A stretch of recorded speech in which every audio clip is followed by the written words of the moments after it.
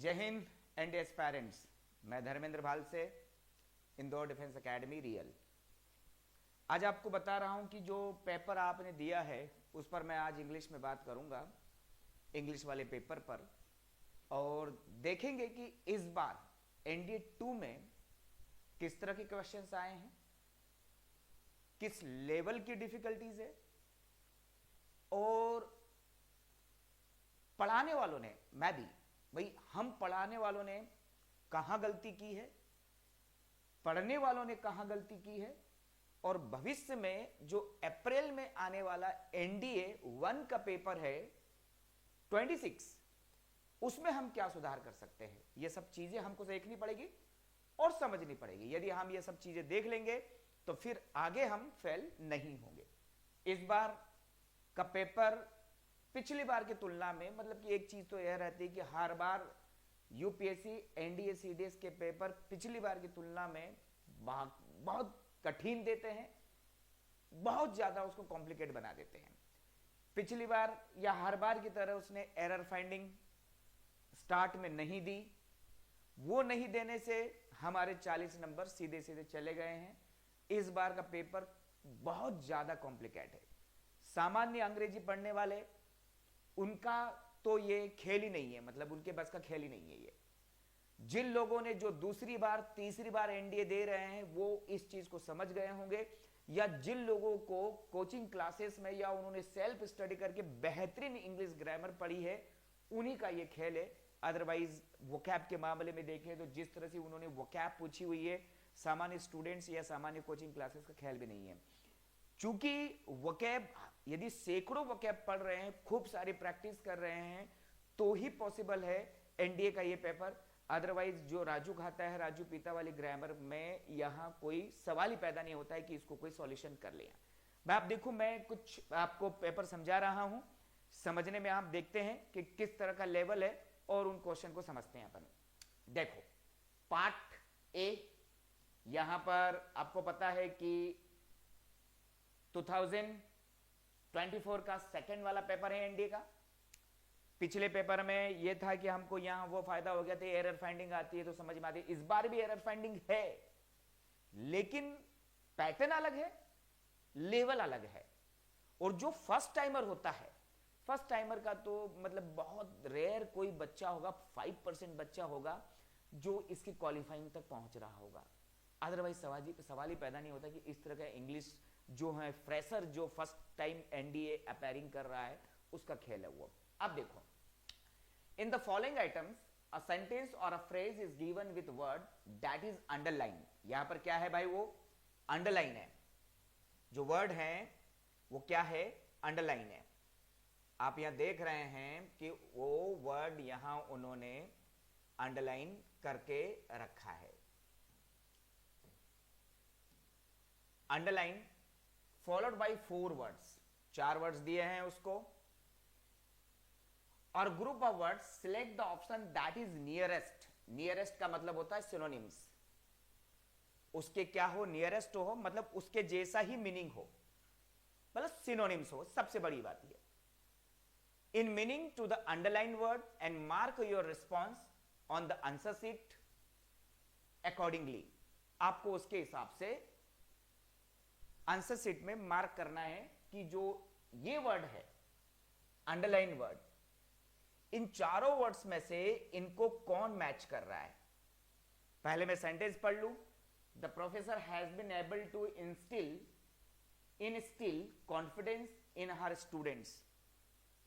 अपने स्टूडेंट्स में कॉन्फिडेंस को भर देने के लिए, बढ़ा देने के लिए, मतलब यहां हैज बीन एबल टू, मतलब मन में बिठाने का और कॉन्फिडेंस भर देने का उनमें योग्यता है, वो ऐसा कर पाते हैं, हैज बीन एबल टू। वैसे तो ये बहुत रेयर हेल्पिंग वर्ब मानी जाती है, लिटरेचर में काम करता है, ग्रामर में काम नहीं करती है।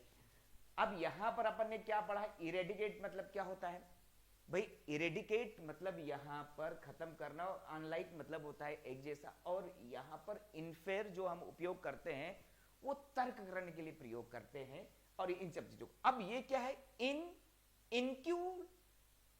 इनक्यूल कैट, इनक्यूलकेट मतलब क्या होता है, यहां पर जो विश्वास है उसको क्या है, उसमें पैदा कर देना, उसमें बिठा देना, मन में बिठा देने के लिए प्रयोग करते हैं। तो यहां पर क्या है, इससे मैच हो रहा है ये। अब ये वर्ड और ये दोनों वर्ड, मतलब एक चीज ये रहता है कि सर ये वर्ड्स कहां से पढ़े हैं, कैसे। देखो, न्यूज़पेपर रीडिंग सबसे अच्छा सोर्स हो सकता है वोकैब का सबसे अच्छा सोर्स। वोकैब का सबसे अच्छा सोर्स यदि होता है न्यूज़पेपर, उसके बाद में हमारा प्रैक्टिस पेपर्स, और उसके बाद में यदि हम थोक में यदि ग्रामर पढ़ रहे हैं और ग्रामर में वोकैब रोज पढ़ रहे हैं, लेकिन सबसे बड़ी चीज है पहला न्यूज़पेपर, दूसरा हमारा है प्रैक्टिस पेपर्स। ये दोनों है बेहतरीन सोर्स वोकैब के। अदरवाइज वोकैब को हम समझ ही नहीं पाए कि किस तरह से उपयोग हो रहा है। The members of the group express their allegiance. Allegiance मतलब क्या होता है भाई, निष्ठा होता है ना, टू देयर लीडर। भाई जो मेंबर्स ऑफ ग्रुप है उन्होंने क्या शो किया है, व्यक्त की ना अपनी निष्ठा। तो निष्ठा मतलब अपन कमिटमेंट, वादा, डिसलॉयल्टी वही बेईमानी, और अंडरस्टैंडिंग और अनलाइकली।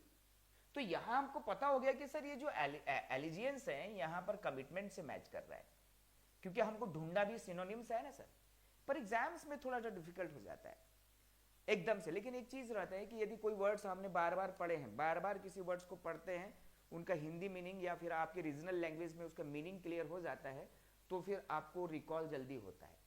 अदरवाइज ये जैसे अब मैंने कहूँ कि यार ये मुझे, जैसे अब मैं एक्सप्लेन कर रहा हूँ, तो मैं एक्चुअल में प्री प्रिपेयर्ड होकर शायद कर रहा हूँ कि यार मैंने इसका देख लिया हो, मीनिंग ये है। एक्सप्लेन करना आसान है, एग्जाम्स में बैठकर एग्जाम देना बहुत कठिन है। लेकिन एक्सप्लेन करने पर यह समझाया जाता है कि देखो इनको कैसे करना है, कहां से वर्ड्स आता है। ये आजकल सेंटेंस के अंदर, जब कोई सेंटेंस के अंदर मीनिंग दिए जाते हैं तो कहीं ना कहीं ये भी हो जाता है कि यार चलो वो सेंटेंस के अंदर मीनिंग निकालने के बाद उसके आंसर्स देना बहुत आसान हो जाता है। अब देखो क्या है यहां पर आगे जो क्वेश्चन देखते हैं। The inscrutability surrounding the incident remains unresolved until the end of the movies. अब यहां पर inscrutability surrounding the incident remain unresolved until the end of movie. अब ये वर्ड, अब मेरे लिए भी देखो, हर दुनिया का हर वर्ड हर किसी को नहीं पता। अब वोकैब में क्या नहीं हो सकते, प्रोफिशिएंट या प्रोफाउंड नहीं हो सकते, लेकिन कभी कभी यहां वर्ड्स के मीनिंग है inscrutability surrounding the incident remains unresolved until the end of the movie। तो फिर अपन को लगता है कि अच्छा ये क्या हो सकता है, क्लीननेस नहीं, कॉम्प्रिहेंसिबिलिटी। अभी कॉम्प्रिहेंसिबिलिटी थोड़ी मूवी के अंदर थोड़ा सा ये समझ में, ये विस्तार वाला, विस्तार स्वरूप से, तो विस्तार स्वरूप। अब यहां पर नेक्स्ट इसका दिया है, मैं इसको इधर में लेकर जाता हूं, यहां इसका सीरियसनेस और मिस्ट्री। तो यहां पर क्या है, ये इनस्क्रैटेबिलिटी का मतलब होता है क्या, यहां पर उपयोग कर रहे हैं मिस्ट्री। क्यों? क्योंकि इसका मतलब होता है रहस्यमय, छुपा हुआ। अब ये वर्ड यदि मेरी जहन में है तो मैं इसे रिकॉल कर सकता हूं, नहीं मेरे जहन में है तो मैं इस सेंटेंस को पढ़ने के बाद इसका मीनिंग निकाल कर उसके बाद मैं यहां पर पहुंच सकता हूं कि हाँ यार ये हो सकता है, इसका समाधान, इसका आंसर ये हो सकता है। किसको देखने के बाद? इन सब चीजों को देखने के बाद कि क्या ये सेंटेंस है, इसे क्या मीनिंग हो सकता है, तो उसका रहस्य, जो इंसिडेंट हो रहे थे उसके आसपास जो रहस्य था, मूवी के अंत तक जो है वो रिजॉल्व नहीं हो पाया, ये बना ही रहा, वो बल्कि बिल्कुल समझ में ही नहीं आई, तो रहस्य। अब देखो फोर्थ नंबर के हैं, the dodgy behaviour of the leader led to her fall. भाई डॉजी बिहेवियर, अब डॉजी बिहेवियर क्या, तो हम पर देखो नेगेटिव ही होगा तभी तो फॉल हुए हैं वो। ये प्रिंसिपल तो पॉजिटिव है, डिसऑनेस्ट नेगेटिव है, पैनफुल नेगेटिव है, डुबियस नेगेटिव है। तो क्या होता है कि ये संदिग्ध, बिल्कुल ना समझने वाला, ना समझ में आने वाला। तो कैसा बिहेवियर उसका? भैया ड्यूबियस बिहेवियर, संदिग्ध वाला, ना समझने वाला, बिल्कुल बेकार सा, तो फिर अपन को उनको क्या कर दिया, लीडर का उनको सबको क्या कर दिया, टू हार फॉल, उनकी जो हार है उसका कारण ही क्या था, उनका डॉजी बिहेवियर था। तो क्वेश्चन में हमको समझ में आ रहा है कि सर वो स्टार्ट वाले में यहां इनक्यूलकेट क्या होता है, एलिजियंस क्या होता है, इनस्क्रैटेबिलिटी क्या होता है, डॉजी क्या होता है। सर इन क्वेश्चन से अगले क्वेश्चंस में, अगले एग्जाम्स के क्वेश्चन में कोई फायदा मिलता है? देखो पहली बात है, पिछली एग्जाम्स की बोलते हैं लोग, बोलते हैं कि पिछले एग्जाम्स के सारे पेपर्स कर लो, अगले वाले एग्जाम्स के अंदर देखो, जब वो पेपर सेट कर रहे होंगे तो उनके सामने भी तो अगर पिछले 5 साल के पेपर होते होंगे, वो कोई इतने नादान लोग तो है होते नहीं है कि, और लोगों ने कहा कि यार पिछले पेपर हम इसलिए सॉल्व करते हैं ताकि हमें यूपीएससी के पेपर सेटिंग का पैटर्न पता हो जाए, उनका एक्चुअल में मेंटेलिटी क्या है, कि किस तरह से वो अपनी मानसिकता बनाते हैं पेपर सेट करने के लिए। तो पिछले पेपर हमको क्या देते हैं, पिछले पेपर हमको हिंट देते हैं कि ये लेवल हो सकता है। और अपन ने देखा है कि पिछले 5-6 साल में मैंने देखा है कि उसका जो पैटर्न है और उसका पूछने का जो तरीका है वो ज्यादा बड़ा बेहतर, डिफिकल्ट और कॉम्प्लिकेशंस पर बढ़ाते ही जा रहा है। अब देखो यहां पर 5th नंबर का क्वेश्चन देखें और 5th नंबर के क्वेश्चंस पर पहुंचते हैं हम। The people have been advised not to venture into sea, ठीक है, as the weather is likely to be inclement। भाई क्या है यह inclement? ये वर्ड तो मैंने अभी न्यूज़पेपर में पढ़ा था कुछ दिन पहले, inclement, और वो भी कौन, वेदर। और क्या कहा है कि भाई अभी आप समुद्र में मतलब कि नहीं जाने की सलाह दी है, क्योंकि जो वेदर है संभवतः क्या होना है, इनक्लेमेंट। इनक्लेमेंट मतलब काम, अरे भाई काम होता, शांत होता तो जाने ही देते, प्लेजेंट जाने देते, इंडिजेंट तो क्या होता है, निर्धन होता है, गरीब होता है, और निर्धन इंडिजेंट मतलब वही कमजोर। तो क्या है यहां पर ये स्क्योली। अब ये स्क्योली है मतलब खराब है, भयंकर है, बहुत बुरा है।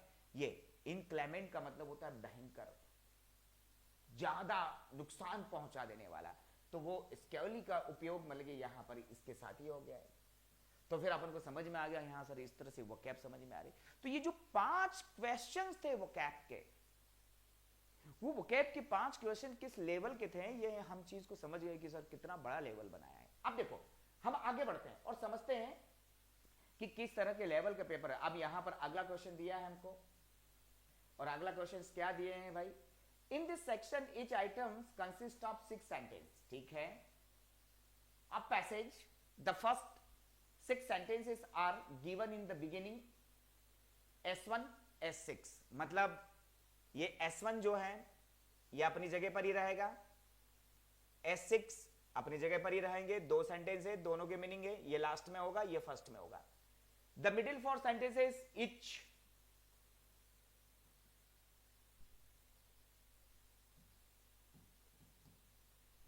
the middle four sentences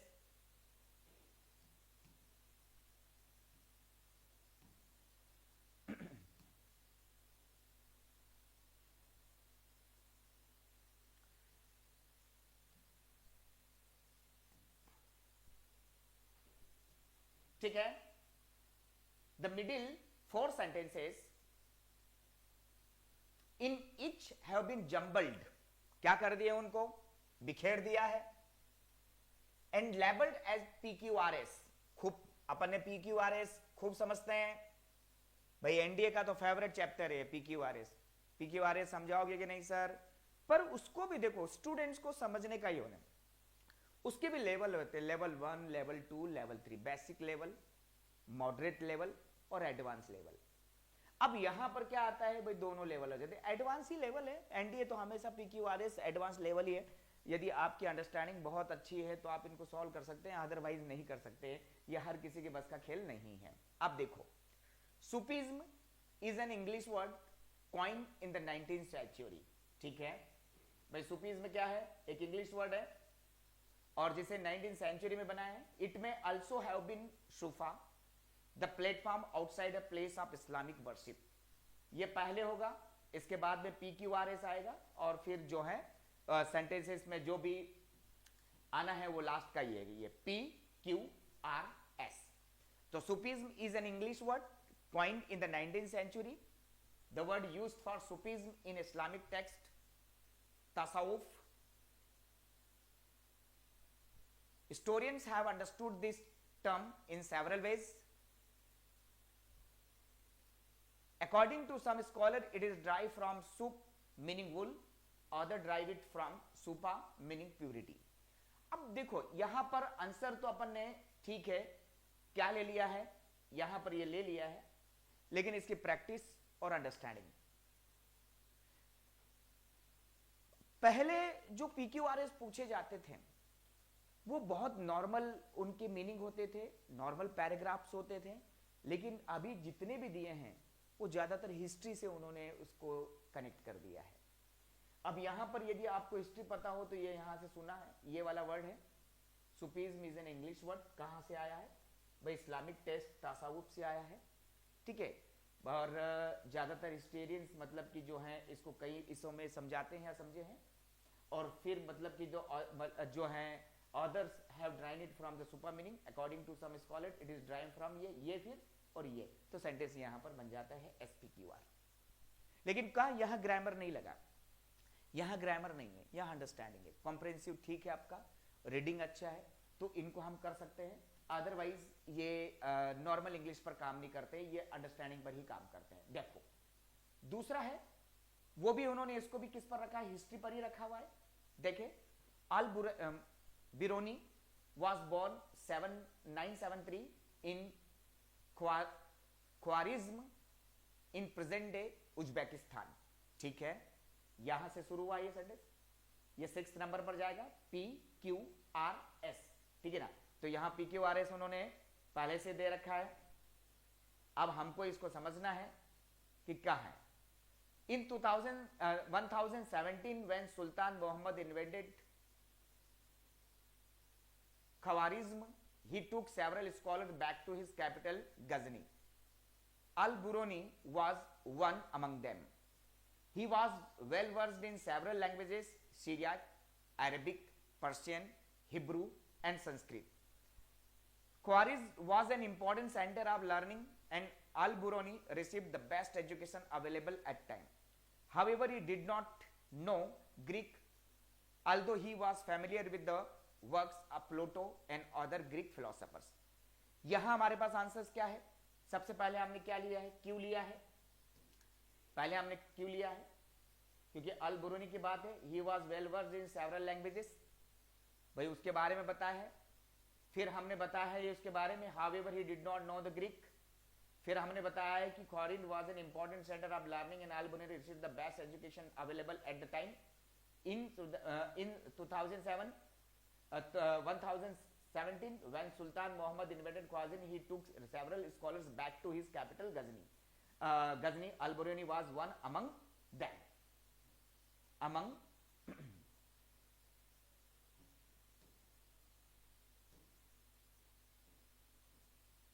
Among them, he arrived in Ghazni as a hostess, but gradually developed in liking for the city. ये फाइनल कर दिया यहाँ पर। इसके बाद सेंटेंस क्या हो गया, ये वाला हो गया। तो सेंटेंस क्या, हमारा आंसर यहाँ क्या हो गया भाई, हमारा यहाँ आंसर जो है ये QSRP हो गया। क्यों, क्योंकि वो समझ पर हुआ है, ग्रामर नहीं लगी है, सिर्फ अंडरस्टैंडिंग लगी है। मैंने इसको समझाया, कोई ग्रामर नहीं है, कोई कंजंक्शन नहीं, कोई प्रीपोजिशन नहीं, कोई कुछ नहीं, सिर्फ अंडरस्टैंडिंग है। जितनी प्रैक्टिस करेंगे PQRS की उतनी प्रैक्टिस होगी, अदरवाइज यहां पर कोई ऐसा साइंस काम नहीं कर रहा है, कोई ग्रामर काम नहीं कर रहा है, ठीक, सिर्फ अंडरस्टैंडिंग, सिर्फ प्रैक्टिस काम कर रही है। देखो नेक्स्ट नंबर का देखें आप, यहां पर विजयनगर और a city of victory was the name of both a city and empire, दोनों ही हैं। In its heyday it stretches from the river Krishna in the north to the extreme south of India peninsula.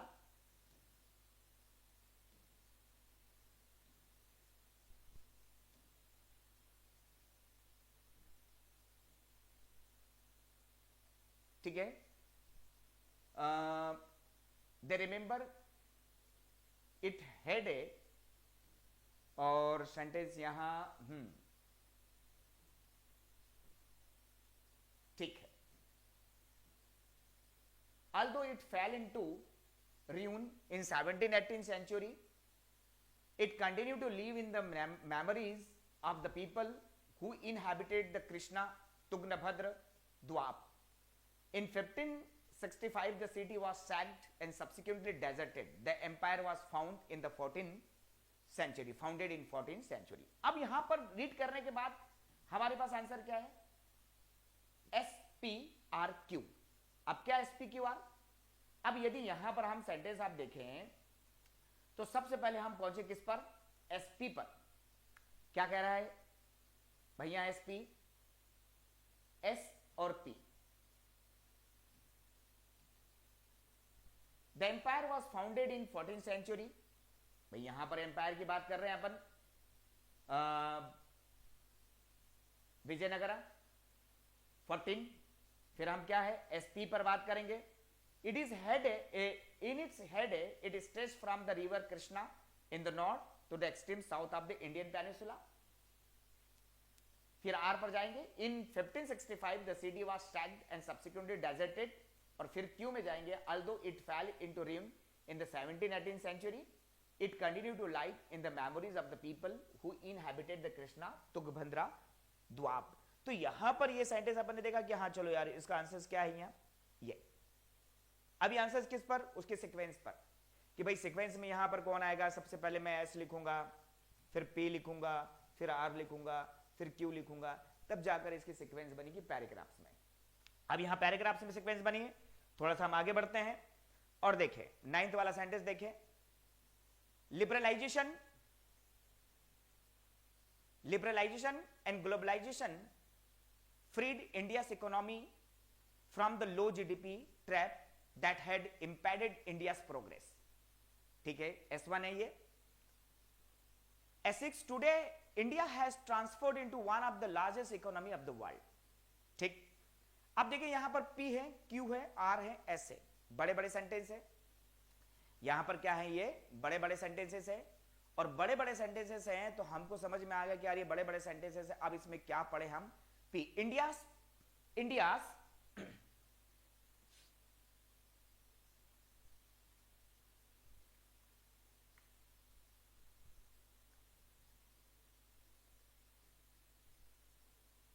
India's 3% rate of growth, 3% rate of growth and set of emergent circumstances led to a balance of payment,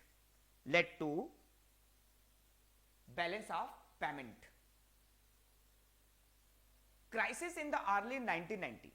Ease of business was ensured and the requirement for import license and production quotas were removed. Apart from these measures, India also took a loan from the International Monetary Fund to tide over the crisis. But after 1993, India has not taken another loan from IMF. In a landmark budget 1991, responding to the emergent crisis, India delicensed many industries and liberalized its economic policy. अब देखो यहां अपन शुरू करेंगे P से. India's 3% rate of growth and set of emergent circumstances led to a balance of payment crisis in the early 90s. In landmark budget in 1991, responding to the emergent crisis, India delicensed many industries and liberalized its economic policy. Ease of business was ensured and the requirement for import license and production quotas were removed. Apart from these measures, India also took a loan from the IMF to tide over crisis, but after 1993, India has not taken another loan from the IMF. Today, India has transformed into one of the largest economy of the world. बताओ मुझे हम कहां पहुंच गए भाई? इस SPQR पर. और हमारे पास क्या आ गया? आंसर आ गया. कब? जब हमने मैच किया.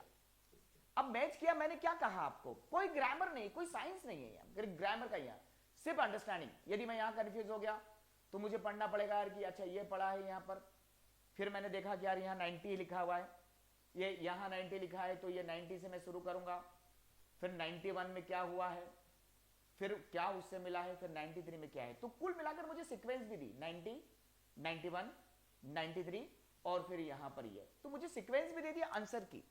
तो मैंने ये भी समझ लिया कि हाँ यार सीक्वेंस दे दी, मेरे काम की है वो सीक्वेंस, तो मैंने उससे आंसर भी निकाल लिया। PQRS में आंसर निकालना बहुत बड़ी उपलब्धि हो जाती है सभी के लिए, मेरे लिए भी, आपके लिए भी, सबके लिए। तो यहां पर मैंने क्या आंसर निकाला, SPSQR। चलो अब हम और आगे बढ़ते हैं थोड़ा सा। यहां पर एक और सेंटेंसेस हैं भाई, नंबर 10 और हाँ ठीक है, देखो, in many countries there are millions of people who are under privilege and deprived. ठीक है, मीनिंग मेरे को समझ में आया। In the past force labour was imposed by landlords, money lenders and other wealthy persons। ठीक है भाई, ये भी मुझे समझ में आया। both of these are prohibited under the constitutions। ठीक है, ये सीक्वेंस स्टार्ट में नहीं आएगी क्योंकि इसके साथ ये सीक्वेंस मैच नहीं हो रही है, इसलिए वो यहां नहीं आएगी। ये अंडर प्रिविलेज, ये इसमें सीक्वेंस साथ में नहीं आ रही। both are prohibited।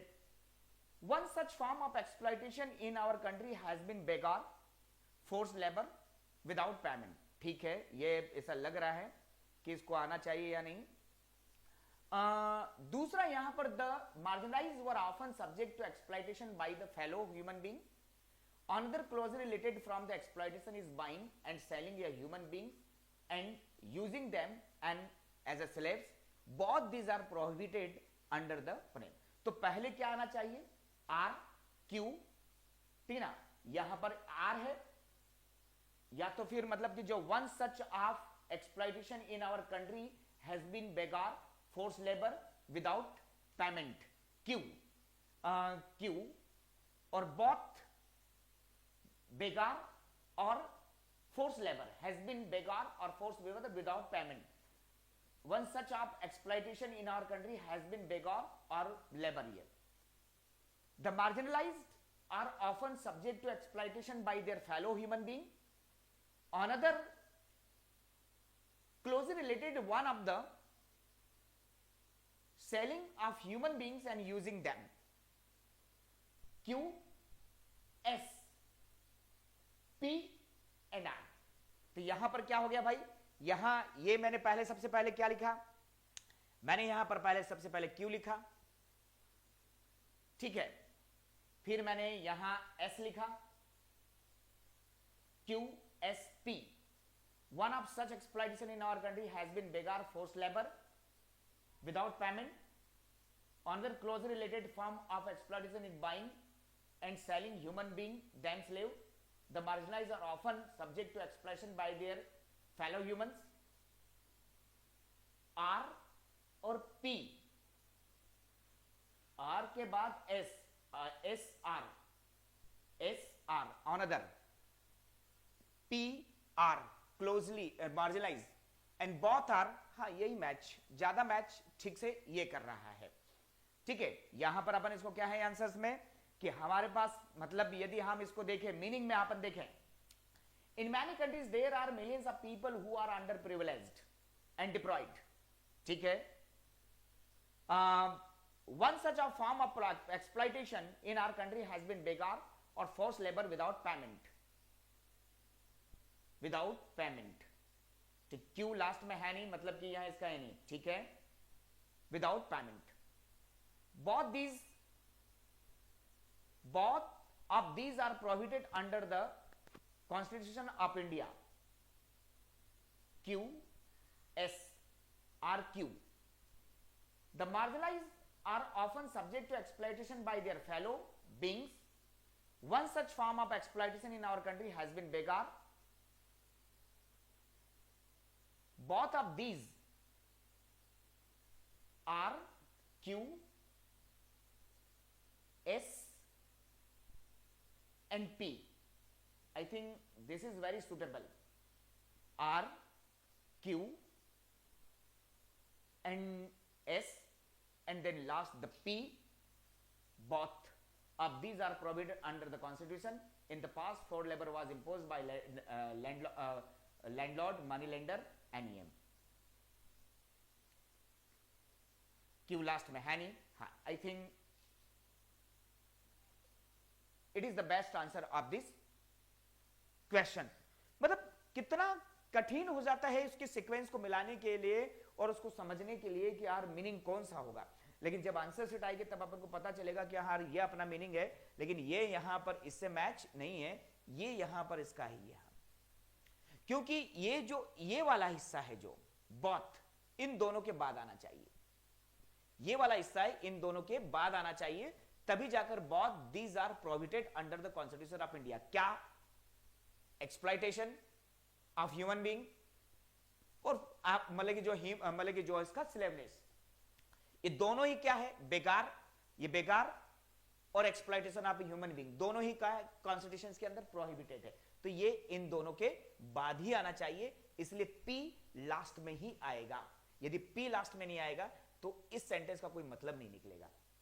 अब यदि इस सेंटेंस का कोई मतलब कि पी एक यहां भी आ रहा है, एक यहां भी आ रहा है, लेकिन ये थोड़ा सा मैच कर रहा है क्योंकि यहां पर ये सेंटेंस इन दोनों के मिड में आना चाहिए, इसलिए ये सेंटेंस, ये आंसर ज्यादा अच्छा है.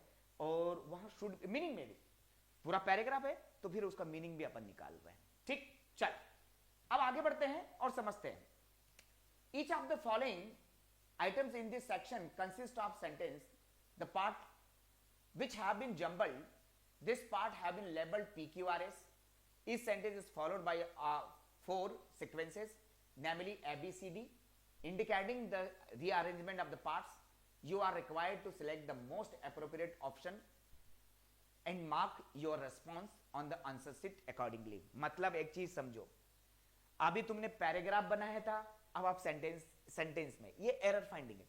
इस बार उसने एरर फाइंडिंग नहीं पूछी, एरर फाइंडिंग का उन्होंने यहां पर PQRS बना दिया. यदि मैं इस सेंटेंस का मीनिंग जान लूंगा ना, यहां पर ग्रामर काम करेगी, यहां पर कॉम्प्रहेंशन काम नहीं करेगा, रीडिंग काम नहीं करेगी, यहां ग्रामर काम करेगा. यदि मैं इसका सीक्वेंस जान लूंगा तो मेरे लिए बहुत आसान हो जाएगा. कैसे? देखो, एरर, यहां एरर फाइंडिंग, ये एरर फाइंडिंग का पैटर्न था, ABCD नो एरर, ये उसी पैटर्न पर बनाया गया है, तो उसने PQRS बना दिया, मतलब इस बार पैटर्न दिया, बिल्कुल धराशायी कर दिया. कोचिंग क्लासेस को जो पढ़ाने वाले उनको धराशायी कर दिया है. Of children, they also contain deeply embedded, whereas traditional fairy tales, moral lesson that are relevant even for adults were designed for the entertainment of children.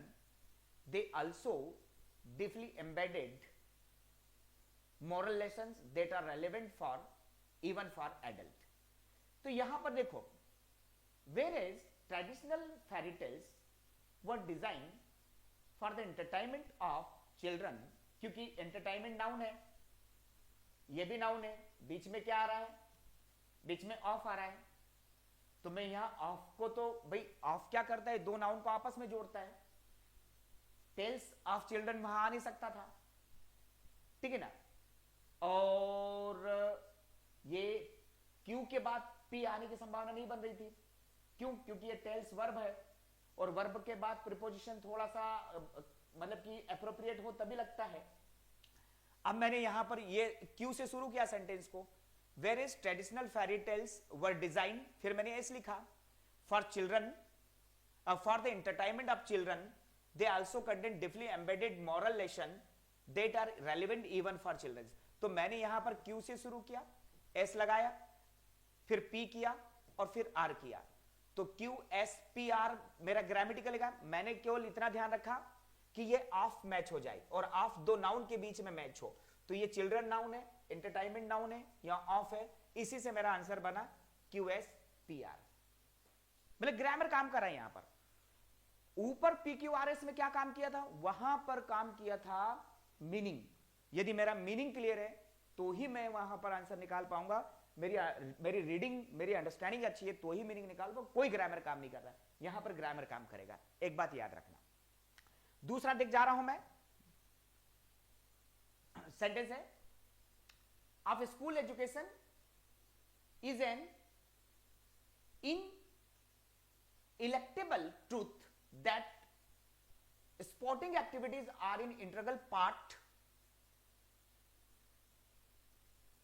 meaningful toward the overall growth of a student that underscores the learning process and contribute अब मेरे को और समझ में आ गया चीज integral part अब integral part आपको तो पता है it is integral part of यहां पर भी ये जो है पार्ट के बाद क्या आना चाहिए ऑफ होना चाहिए ऑफ कहां यहां है ग्रामर समझो ना यहां पर है नहीं इंटीग्रल पार्ट मीनिंगफुली मैच बिल्कुल नहीं हो रहा है इंटीग्रल पार्ट दैट बिल्कुल भी मैच नहीं हो रहा है क्योंकि पार्ट के बाद दैट तब आता है जब सेंटेंस खत्म होता है क्योंकि दैट कनेक्टर होता है अब यहां मैच नहीं हो रहा है लेकिन अब मैं देखूं क्यों that sporting activities are an integral part of school education is an ineluctable truth that underscores the learning process and contribute meaningfully toward the overall growth of students. तो सबसे पहले मैंने Q लिया,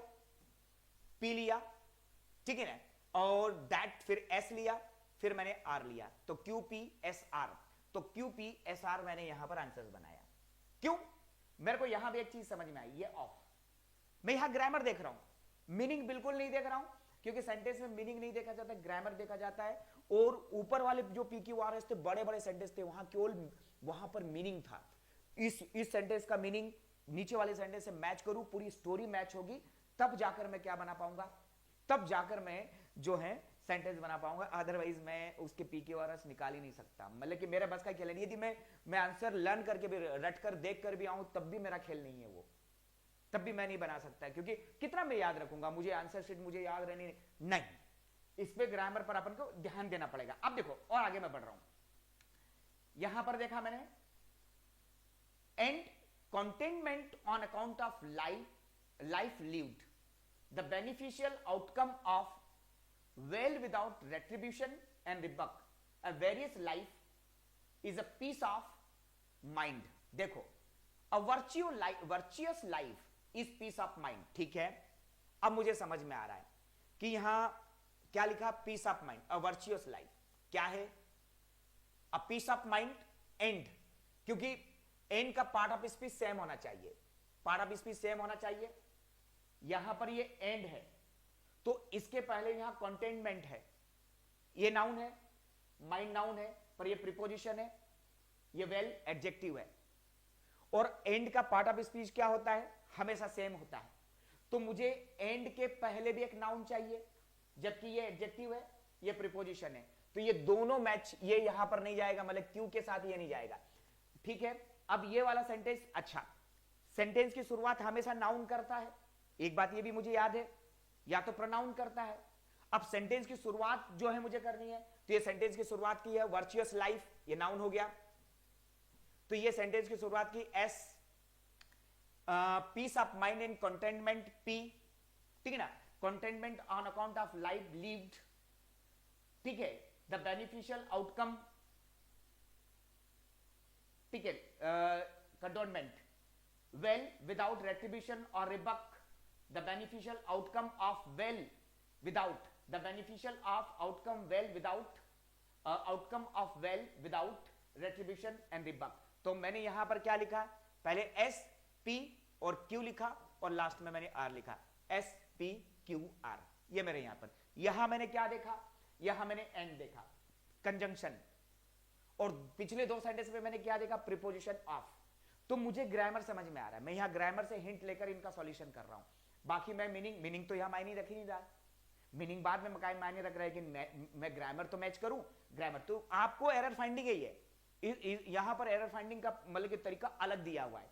अब देखो, मैं थोड़ा सा अलग जा रहा हूं, थोड़ा सा समझ रहा हूं, और इसको देखो सेंटेंस दिया हुआ है यहां पर, more representative than the latter from a non parliamentary system in as much as the former is, it is widely believed that the parliamentary system differs. ठीक है ना. अब देखो, मुझे सेंटेंस चाहिए पहले, तो ये सेंटेंस है, ये सेंटेंस की शुरुआत है. सेंटेंस की शुरुआत या तो नाउन करेगा या प्रोनाउन करेगा, यहां नाउन है. It is widely believed that the parliamentary system differs more representative than, differs in as much as the former, ठीक है ना, as the former is more representative than the latter, ठीक है ना भाई, फार्मर देन द लेटर। तो यहां पर मैंने क्या, it is widely believe that the parliamentary system is differ from non parliamentary system. देखिए डिफर आया, डिफर किसको फॉलो करता है प्रीपोजिशन में, फ्रॉम को। Non parliamentary system more representative than the latter in as much as the former is, former is. अब यहां पर मैंने क्या लिखा, सबसे पहले एस लिखा, अब मैंने क्यू लिखा। अब मैं थोड़ा कंफ्यूज हूं क्योंकि differs from, differ from appropriate preposition है, डिफर फ्रॉम को फॉलो करता है। अब मैं यहां एस और क्यू में आ गया हूं, एस क्यू, यहां पर आर है, in as much as the former is more representative than the latter. तो मैं यहां पर आ गया क्योंकि फार्मर पहले आता है और लेटर बाद में आता है। फार्मर वाले पहले होता है, लेटर आने बाद का होता है। तो मैं यहां कंफ्यूज था, तो मुझे किसने मदद की, मुझे आंसर शीट ने मदद की। पहली बात, एसक्यू से कोई आंसर शुरू हो नहीं रहा, ये शुरू हो नहीं रहा, ये शुरू हो नहीं रहा, ये शुरू हो रहा। तो मेरे को पता था कि डिफर फ्रॉम से, फ्रॉम को फॉलो करता है, तो एस के बाद क्यू 100% आएगा। मुझे हिंट मिल गई, मैंने यहां देखा यार कौन है, तो फिर मुझे पता कि E in as much as former is more representative than latter. तो यहां मेरे को आंसर मिल गया तुरंत के तुरंत, ये मेरे को आंसर मिल गया और मैंने यह आंसर दे दिया। किसके दम पर, ग्रामर के दम पर। मैंने अभी जितने भी ये पीक्यूआरएस कर रहा हूं, मैं ग्रामर के दम पर कर रहा हूं, मैं बिल्कुल अंडरस्टैंडिंग। ऊपर मेरे को दिक्कत आएगी, क्यों आएगी, क्योंकि वो पूरा पैराग्राफ है, वो स्टोरी, ये सेंटेंस है, वो पैराग्राफ है, ये सेंटेंस है, दोनों में फर्क है। वहां पर मेरी अंडरस्टैंडिंग काम आएगी, यहां पर मेरी ग्रामर काम में आएगी। अब देखो, crosses the spirit behind the service, it stunts the persons offering the same and exhibitions or for fear of public opinion when service is done for। अब देखो मैं यहां पर देखूं कि when service is done for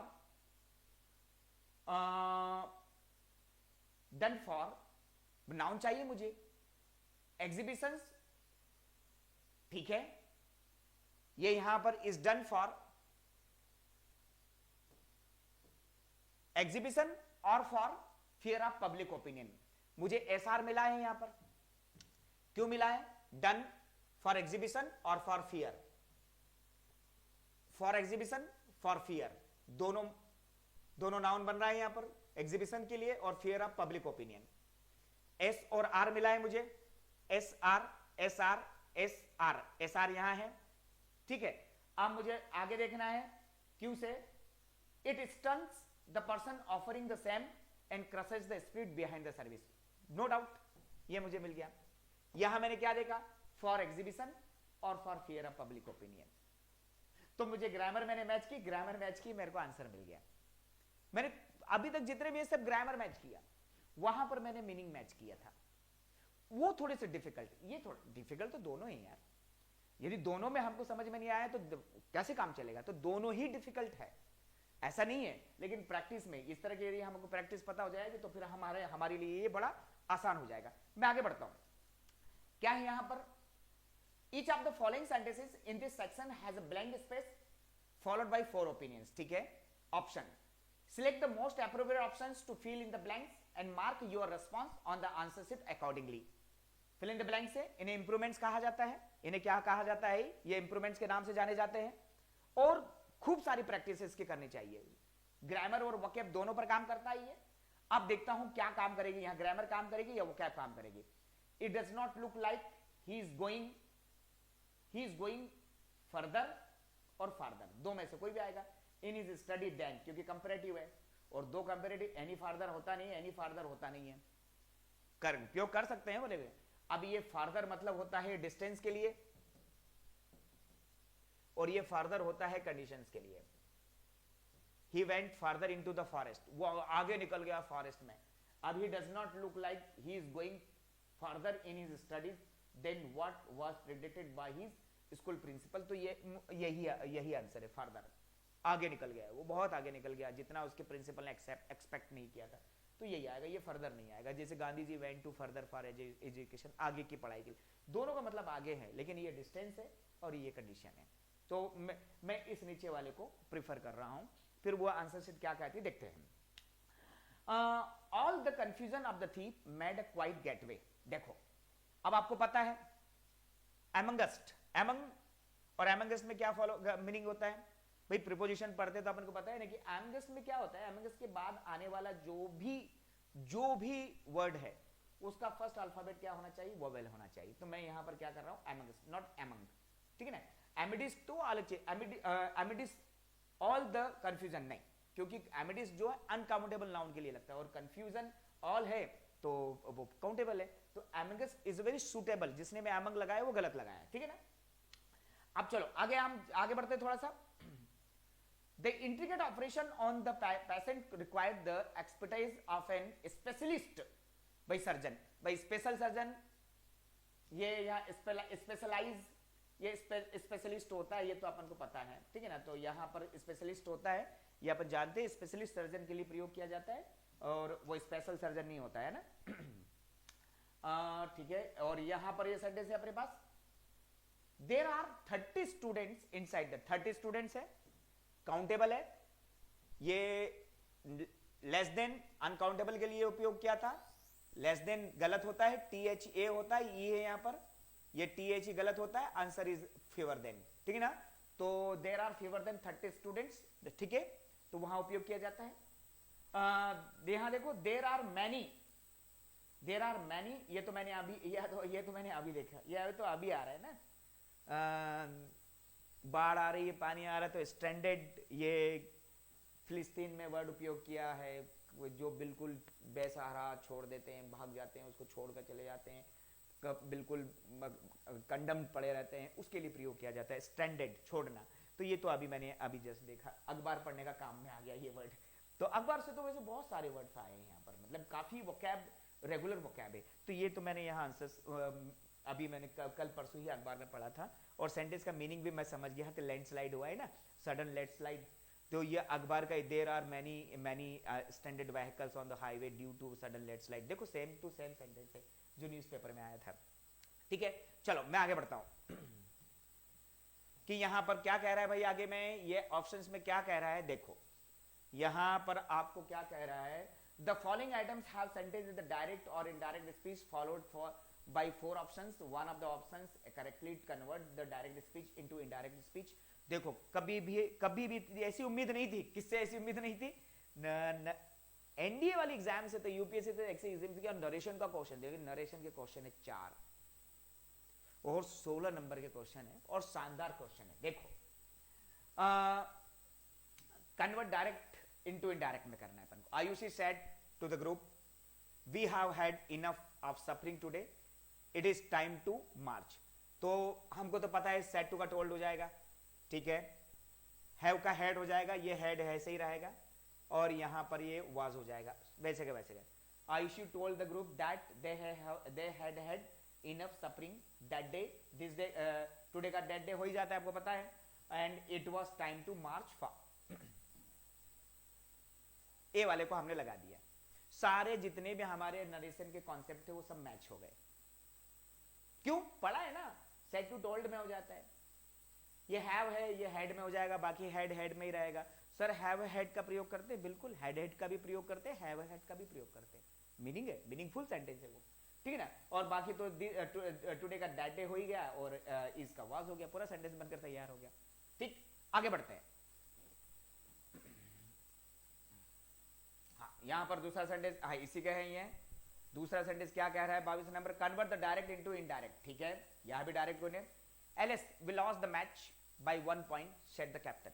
LS का उपयोग किया जाता है दुख के लिए, एक्सक्लेम्ड विथ शारो। क्या समझाया जाता है भाई, एक्सक्लेम्ड विथ शारो, शारो मतलब पश्चाताप करना। The captain regretted that they had lost the match by 1 point. ये second form of the verb है, past indefinite change into past perfect. Narration सिखाते हैं, क्या सिखाते हैं अपन को, past indefinite change into past perfect.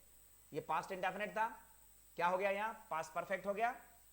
ये एलएस आया, यहाँ रिग्रेटेड वर्ब दे दी, बाकी सबका एज इट इज है, आंसर आ गया। आप पढ़ोगे तब ना, नहीं पढ़ेंगे तो कहां से आंसर आ जाएगा। तो पढ़ने वाला बड़ा बहुत जरूरी है, यदि पढ़ेंगे नहीं तो इंडिया का कोई आंसर नहीं आएगा। तो एक बात याद रखना, पढ़ना बहुत जरूरी है यहाँ पर। अच्छा, यहां दूसरा नंबर 23 देखे, convert direct speech into indirect speech, where were you last week, Alok asked Sheela.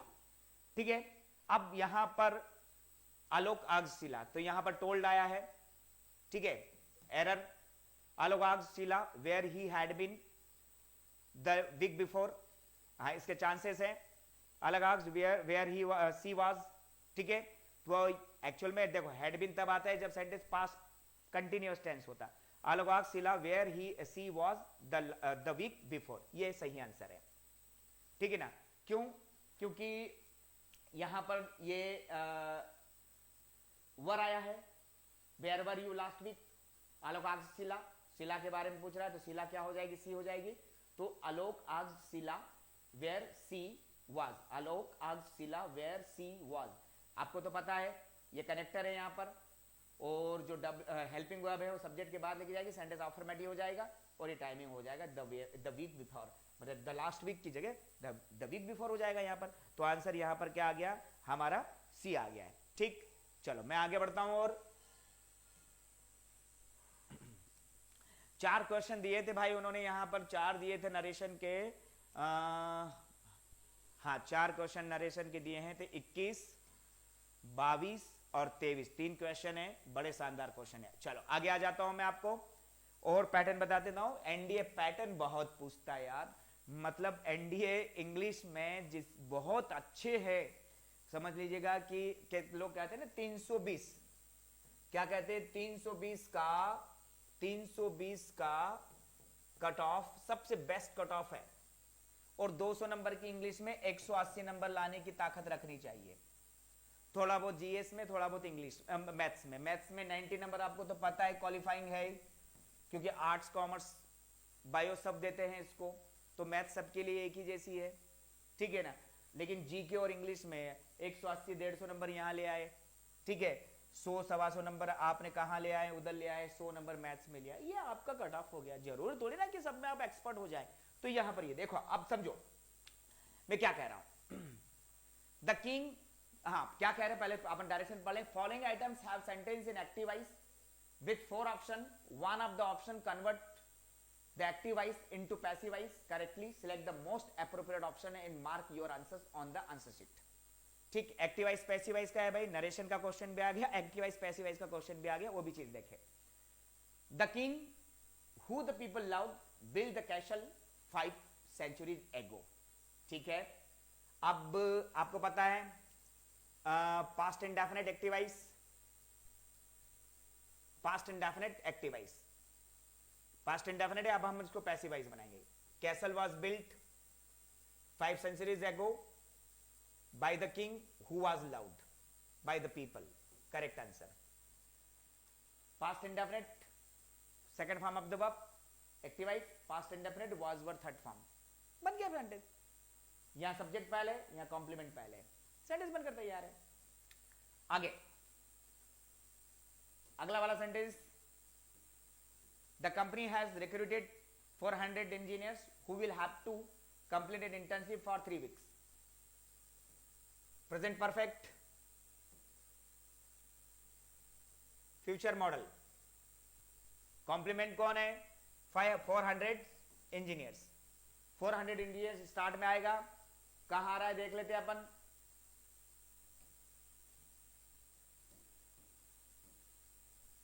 ठीक है ना। 400 engineers have been recruited by the company and an internship of 3 weeks will have to be, बिल्कुल ए वाला आंसर, आग बंद करके लगाओ, क्योंकि will have to be third form में हो जाता है, has have been third form में हो जाता है, ये कॉम्प्लीमेंट था यहां पर, और यहां इंटर्नशिप थी, बिल्कुल ए वाला, आग बंद करके आप आंसर करो, क्योंकि आपको एक्टिव पैसिव, एक्टिव से पैसिव, पैसिव से एक्टिव बनाते आता है ना, बड़ी अच्छे से आप उसको क्या कर लोगे, ये कर लोगे, नहीं बनाते आता है तो काम ही खत्म हो गया, सवाल ही पैदा नहीं होता मेरे भाई। चलो कितने सेंटेंस थे पैसिव के, पैसिव के 2 सेंटेंस दिए थे उन्होंने, लेकिन वो भी बहुत दमदार सेंटेंस दिए थे मेरे भाई।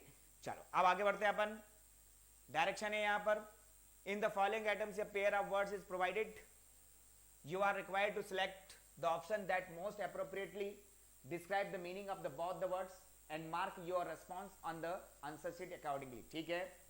वर्ड्स दिए हैं यहां पर, सब सीखे अपन ने, सेल्डम मतलब कभी कभार, ऑफन मतलब अक्सर, ये मीनिंग है, अपन ने पढ़े हुए हैं भाई। सेल्डम मतलब कभी कभार, कभी कभी, ऑफन मतलब अक्सर, ये दोनों पढ़े। Seldom means hardly ever, often means time and again. सीधे यहां पर चले जाते हैं, कोई ज्यादा जाने की जरूरत नहीं है, ठीक ना। हार्डली एवर, बाकी यहां पर कोई इसका मीनिंग नहीं। सेल्डम टाइम एंड अगेन नहीं, हार्डली एवर नहीं होता है ऑफन। यहां पर मीनिंग सेल्डम नेवर, कभी नहीं, नहीं नहीं कभी कभी, ठीक है। Often means not at all, सवाल ही पैदा नहीं होता, मतलब कि ये ऑप्शन, तीनों ऑप्शंस मैच ही नहीं हो रहे, तो सीधा चला गया ना, ये मैच आ गया तो जाना ही नहीं है वहां पर। आगे देखिए क्या है, मीनिंग होगा क्लियर तो सब होगा क्लियर। मीनिंग नहीं आता अपन को, ओवरव्यू और रिव्यू। भाई ओवरव्यू क्या होता है, समरी, और रिव्यू क्या होता है, समीक्षा। भाई कोर्ट रिव्यू, रिव्यू पिटीशन लगाते हैं अपन, और ओवरव्यू चाहिए। भाई ओवरव्यू मतलब समरी चाहिए। अब आप देख ले अपन क्या है, ओवर मीन्स असेसमेंट, नहीं गलत। Over means general idea and review means assessment, ये थोड़ा सा सही है। ओवर मीन्स जनरल एनालिसिस, ठीक है, अब means go through. Over means overview one summary and ये, तो डी वाला इज आंसर परमानेंटली। तो डी वाला कौन सा आंसर है, यहां पर कि इवोल्यूशन होता है ना भाई, समीक्षा होती है वहां पर, मूल्यांकन होता है पूरा का पूरा, और यहां ये समरी है। तो यहां पर ओवरव्यू मीन्स समरी होता है। ओवरव्यू मतलब जनरल आइडिया और असेसमेंट का भी, मतलब कि दोनों में भाई खेल है, ये दोनों में खेल है, ठीक है ना। तो यहां पर और यहां पर, अब ये तो आंसर्स देखो, अपन हर जगह यूपीएससी से नहीं लड़ सकते, ये दोनों में खेल है। ओवरव्यू जनरल आइडिया भी हो जाता है, ओवरव्यू चलो थोड़ा ओवरव्यू दे देना यार। यहाँ पर ओवरव्यू से एक समरी के लिए भी प्रयोग किया था, लेकिन मेरे को लगता है कि वो बी पर ज्यादा जाएगा, इस पर कम जाएगा, क्योंकि ओवरव्यू का मतलब समरी पर कम जाता है, लेकिन ओवरव्यू एक जनरल आइडिया हो जाता है, और असेसमेंट तो आप समझते हैं समीक्षा ही होता है ये, तो ये इस पर ज्यादा जाएगा। लेकिन मैं इसको भी मना नहीं करता सर, दो आंसर कैसे हो सकता है आपके, क्योंकि मैं तो इसी पर जाऊंगा, बी पर। लेकिन मैं ये नहीं कहता कि यार कभी डी भी आ जाए, तो आ सकता है, वो यूपीएससी है, आंसर शीट बना सकता है वो, ठीक है। आप देखो यहां पर मैं कहां गया, ओवरकम एंड सक्सीड। भाई ओवरकम माने पार पाना, मात दे देना, और सक्सीड मतलब हासिल कर लेना। अब हमको यहां पर पता हो गया ये है, ओवरकम मींस ट्रम्प यूर, ठीक है, सही मीनिंग है। And succeed means achieve something, ये देखिए भाई मैं इसी पर जा रहा हूं, मुझे नीचे जाने की जरूरत नहीं है, क्योंकि ट्रम्प ओवर किसी पर जीत हासिल कर लेना, किसी पर पार पा लेना ओवरकम होता है, मीनिंग क्लियर है, तो उधर जाने की जरूरत ही नहीं मुझे, ठीक है ना। आप देखो यहां पर 29 है, इम्बेडेड एंड इम्ब्यू। अब ये दोनों ही मीन्स यहां पर थोड़ा सा ये है कि इम्बेड और imbue. Embed means instil and imbue means implant. Embed means implant और इम्ब्यू मीन्स इंस्टिल। अब इंस्टिल मीनिंग हमको क्लियर है, क्या मीनिंग क्लियर है सर, अरे यार अभी तो पहला क्वेश्चन ही इस पर बना हुआ है, इनक्यूलेट। भाई इनक्यूलेट, ये इनक्यूलेट, ये पहले ही मतलब किसी मतलब उसमें दिमाग में डाल देना, डाल देने के लिए प्रयोग किया जाना है। Imbued means accept, imbues mean distaste, तो embed means include and imbue means accept. तो इम्बेड मीन्स इंस्टिल एंड ये, मैं पहले वाले पर जाऊंगा भाई, ठीक है, एम्बेड और इन पर, ठीक। चलो अब यहां पर अगला सेंटेंस देखें, इमेंसिपेट एंड एम्पावर। भाई इमेंसिपेट मतलब लिबरेट करना होता है, आजाद करना होता है, और एम्पावर किसी को ऑथोराइज करना होता है। तो मैं यहां पर ये सीधा सीधा आंसर है मेरे लिए, क्योंकि मीनिंग मुझे बिल्कुल क्लियर है, तो मुझे बिल्कुल भी डाउट नहीं होना चाहिए।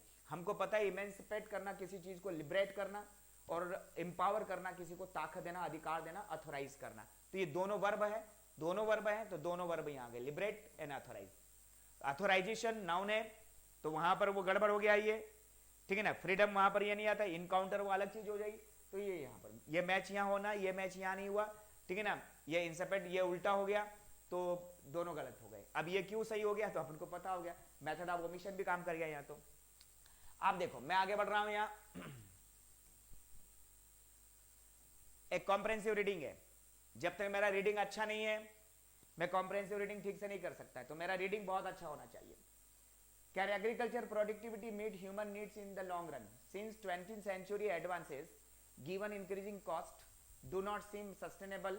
Further increase in output will not be achieved easily. Global population growth, while showing sign of slowing down, has pushed farmers and herders into areas unsuited to intensive agriculture.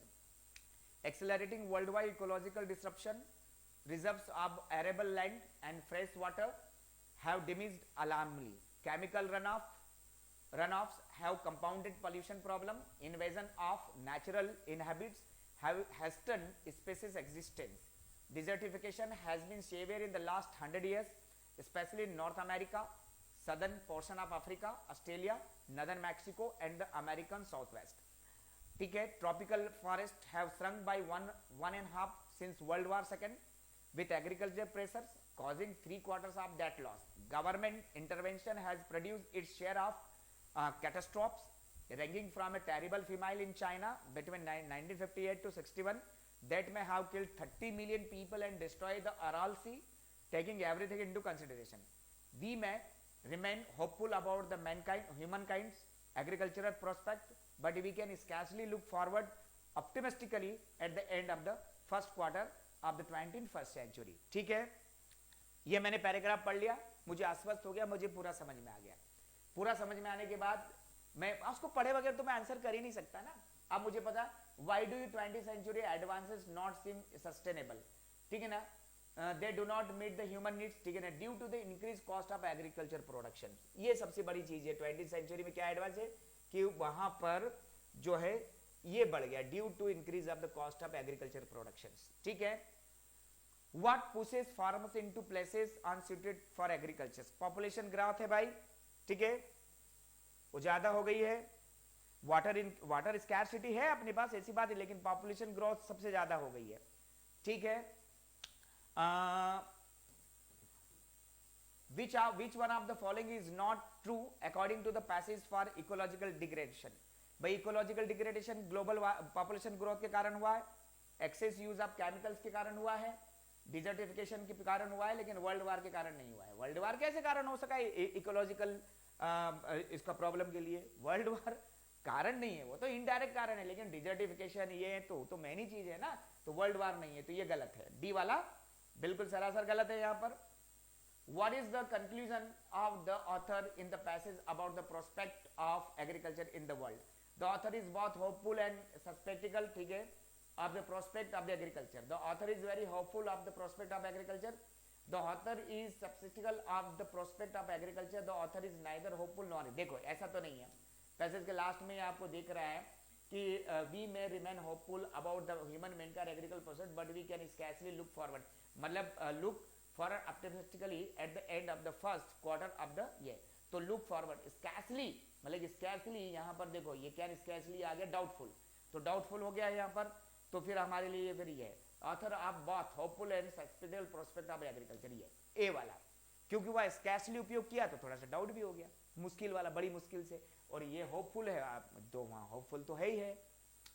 अब देखो यहाँ पर what is which of the following words means incursion? Incursion तो खूब आ रहा है, newspaper में रोज आता है, इसका मतलब होता है इन्वेजन। इसका मतलब क्या होता है यहाँ? इन्वेजन, ठीक है, हमला करना। चलो अब थोड़ा सा आगे बढ़ू मैं, आप देखें यहाँ पर क्या हमारे पास क्या है, given below one sentences that use discourses marker expressions to make them complete, identify the most appropriate discourse markers and mark your answers accordingly on the sheet. ठीक, पूरा ग्रामर बेस्ड है। I can't be bothered to tell him what I think, ठीक है ना, in the meantime he would not listen, meantime उस वक्त, ठीक है, तो यहां बिल्कुल मेरे को समझ में आ गया, in the meantime उस वक्त, जिस वक्त मैं बोलता हूं। if the referee point has finger, this indicate that someone has done something wrong, ठीक है ना। अब यहां पर ऑन द कॉन्ट्रेरी मतलब मतलब कि जो है विपरीत होता है, वॉट एवर मैं ब्रीफली, भाई छोटे में मैं संक्षिप्त में आपको कहता हूं कि जब भी रेफरी ने उंगली उठाई तो मतलब ये समझ लेना कि कोई ना कोई गलती हुई है, ब्रीफली कॉमा लग गया है, ठीक। तो यहां पर ये ऑन द कॉन्ट्रेरी मतलब इसके विपरीत हो गया, तो वो तो अलग ही चीज होगी, वॉट एवर मोर तो अलग ही चीज हो गया, एज रिगार्ड्स तो अलग ही मीनिंग हो गया, ठीक है। चल मैं आगे और थोड़ा सा बढ़ रहा हूं। 38.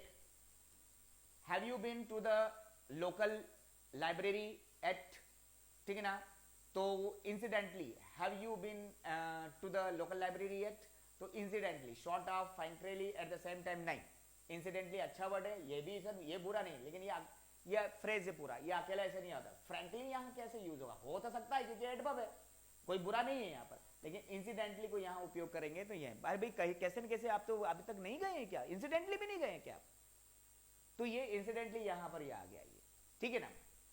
39 women are healthier and are living longer than ever before, indeed on an average they can expect to live 5 years longer than men, ठीक है ना, to a large extent, ठीक है ना, किसी हद तक। क्या मीनिंग होता है, to a large extent women are healthier and are living longer than, मतलब बहुत हद तक महिलाएं पुरुषों से ज्यादा देती है। to a large extent यह आ गया क्योंकि यहां पर ये क्या है, फ्रेज बनाई, ये फ्रेज है, इन्हें सबको फ्रेज कहते हैं, एक्चुअल में ये एडवर्ब है। तो हमेशा जब स्टार्ट में लगे specially comma, briefly comma, incidentally comma, ऐसे लिखते हैं यहां पर, या तो फ्रेज लिखते हैं या इस तरह से। हाँ देखो आगे मैं बढ़ रहा हूं। 40 The difference is that I have been fortunate to find a career that I love and broadly speaking I am getting paid reasonably for it. Broadly speaking, सीधा सीधा मैं बोल देता हूं कि मेरे को मिला तो अपनी पसंद का ही, लेकिन उसका मुझे उसमें रीजनेबल ही मिल रहा है, तो ब्रॉडली स्पीकिंग, ठीक नहीं, तो यह मैंने ब्रॉडली किया है, ठीक। 41 में the government of India has followed the policy of trying to improve relations with the India, ठीक है। तो यहां पर एक बात याद रखना, इन जनरल सामान्य तौर पर क्या है, भारत सरकार क्या करती है, अपने पड़ोसी देशों से अच्छे संबंध की गुंजाइश करती है, ठीक। इन जनरल 42 पर पहुंचो। This issue is likely to be discussed when the council meet next, ठीक है, as per report, accordingly, likewise, briefly, as per reports, क्योंकि रिपोर्ट के अनुसार this issue is likely to be discussed, report में as per reports, ठीक है ना, यहां पर है, ब्रीफली नहीं आएगा। 43 देखो, you needed to consult a physician to have a clear idea of what the disease about, ठीक है ना, in that case, बिल्कुल भाई इस मामले में तुम्हें फिजिशियन से ही मिलना पड़ेगा, कोई दिक्कत नहीं है, बिल्कुल सिंपल ग्रामर का वर्क कर रहे हैं वहां पर। 44 में देखो क्या कह रहा है, in the year ago parade the current account deficit stood 1.3 billion और 0.2% ऑफ द जीडीपी, ठीक है ना, नोटेबली, यहां क्या लिखूंगा मैं, नोटेबली, ठीक। 45 में देखो the records have been completely undermined by shoddy book keeping, ठीक है ना, तो यहां मैं क्या करूंगा, हैंस, चूंकि यहां पर ये बिकॉज आप नहीं आएगा, ये नहीं, क्योंकि इसके बाद नाउन आनी चाहिए, यहां फ्रेज पूरा बन गया है, ठीक, ये हैंस, चूंकि, ठीक है। चलो अब मैं अगला आपको डायरेक्शन पढ़ा, given below a words expression jargons followed by 4 options, identify the most appropriate options that define the word expression jargon in each instance and mark your response accordingly on the answer sheet, ठीक है। इनफ्लेसिटी, भाई बहुत गहरी vocabs होती है, इतना आसानी से नहीं समझ में आता है ये इनफैलिसिटी। अब इनफैलिसिटी मुझे समझ में आएगा कि क्या होता है infelicity, and inappropriate remarks, disloyalty toward one nation, नहीं, एन इनएप्रोप्रिएट रिमार्क्स, मतलब कि बेतरतीब होता है ना, अकुशलता के लिए प्रयोग करते हैं ना, जो बिल्कुल बेढंग बात करता है उनके लिए इनफैलिसिटी का प्रयोग करते, तो एन इनएप्रोप्रिएट रिमार्क्स। कोरोलरी मतलब something that is too expensive, हाँ ठीक है, बिल्कुल जो बहुत कम मिलता है, महंगा मिलता है, तो दैट इज बिल्कुल एक्सपेंसिव, इसके लिए प्रयोग किया जाता है वो। 48 quandary, situation in which you are confused about what to do, ठीक है, situation in which people group argue, तो यहां पर और क्या है कि situation in which no progress can be made, situation in which relations become friendly, ये यहां पर ये, क्योंकि होता तो इसका दुविधा में ही होता है ना, क्या करूं, कंफ्यूजन के लिए प्रयोग किया जाता है इसका, ठीक है। 48 और 49 क्या कह रहा है, प्रिजम्पशन, तो आपको तो पता है ये प्रिडिक्शन है, प्रिजम्पशन मतलब प्रिडिक्शन, तो यहां पर काम कर रहा है, ठीक। लास्ट में 50 smug, too confident about one's achievement, too eager to help obey, too emotional, नहीं, ये स्मग तो मैंने सुना कॉन्फिडेंट के लिए साइंस में प्रयोग किया जाता है, इज आंसर। इस तरह से मैंने 50 के 50 क्वेश्चन, देखो एक चीज समझो, मैं टीचर हूं, वो बात समझ में आए, लेकिन जब मैं क्वेश्चन को देखूंगा तो मुझे भी तो समझना पड़ेगा। मैं क्या, सब PQRS जैसे सेंटेंस में सब दिक्कत में आ जाते हैं, सबकी समस्या रहती है, लेकिन प्रैक्टिस क्या कर देती है, उसको बिल्कुल क्लियर कर देती है। जब भी आप मेरा ये वीडियो देखो, सारे पेपर को अच्छे से समझो, तो फिर मुझे कमेंट्स में करो कि सर आपने अच्छे से समझाया है। अप्रैल के लिए मैं इंग्लिश की बैचेस ऑनलाइन शुरू कर रहा हूं। जब लगे आपको ऐसा कि यार ये पेपर मेरे को यहां अच्छे से समझ में आया, सर बिल्कुल अच्छे से समझा देंगे, मुझे बिल्कुल ज्वाइन कर लेना ऑनलाइन NDA इंग्लिश के लिए। आपका अप्रैल मैंने इंग्लिश में निकाल दिया है, एक चीज आप समझ लीजिएगा। जय हिंद सभी को, बहुत बहुत धन्यवाद। वीडियो को अच्छे से देखें, समझे, कमेंट्स और सब्सक्राइब जरूर करें। बहुत बहुत धन्यवाद।